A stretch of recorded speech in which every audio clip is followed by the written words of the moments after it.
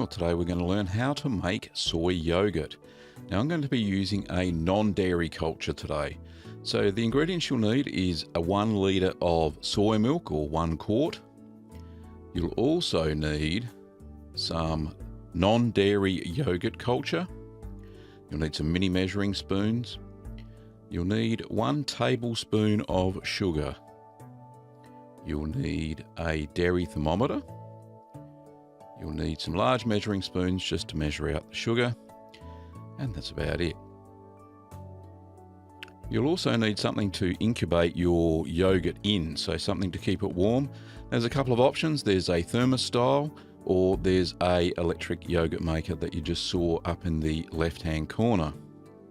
So this is an Easy-O. It's a popular brand here in Australia and New Zealand. Now you need to fill it partly with boiling water. So I'll just put the kettle on. And I've got my pot ready. I've got my thermometer all ready to go. So I'm going to open up my soy milk and give it a bit of a shake. Make sure there's no bits in the bottom. Oh, bit of a mess. We'll fill up the pot with our soy milk. Now this is organic soy milk, nothing GMO here. And it's at about 22 degrees Celsius. It's a bit of a warm day in the kitchen. I got it straight out of the cupboard. Now we're going to add our non-dairy yogurt culture. Now I'm going to add a heaped 1/64th of a teaspoon. It's not very much at all. 1/64th of a teaspoon. That's using the mini measuring spoons. Now give that a little bit of a whisk. And then we're going to add in the 1 tablespoon of sugar. So give that a good whisk so it's all thoroughly mixed up.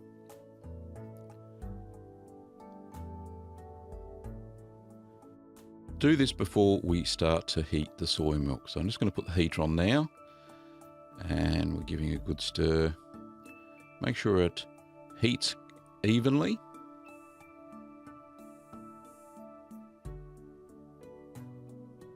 So I've just got a very small balloon whisk there. Everything had been sanitized previously, just in boiling water, so no risk of contamination. So you can see there that the temperature is now at 40 degrees Celsius. And we're ready to pour the soy milk, the inoculated soy milk, into the yogurt container.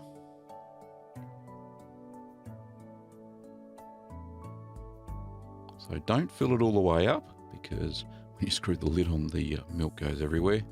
So leave about 1 centimetre of headroom.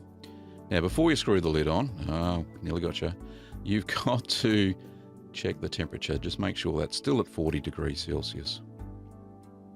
So the temperature range for this culture, it's a thermophilic culture. It needs to sit between 38 and 40 degrees Celsius. So I'll screw the lid on, and I'll hold the top down, and I'll give it a good shake. Now we've got to keep this warm through the breeding of the bacteria. Now how do we do that? We do that with our thermos.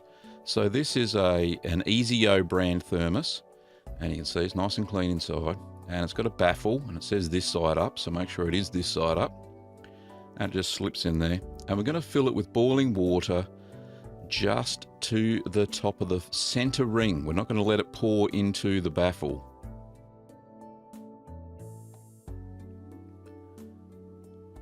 So this is a just boiled kettle, so it's about 100 degrees Celsius. There we go, right just to the top. So there's a little bit of spillage there, but that's not too much. What we don't want is the water to go up the sides of the container, because it will kill the bacteria, the yogurt culture. So I'm just going to screw the lid on there.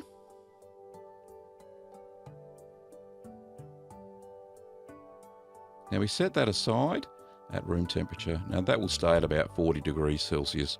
Now leave that for 12 hours. I'm going to leave it sitting like that for 12 hours until the morning.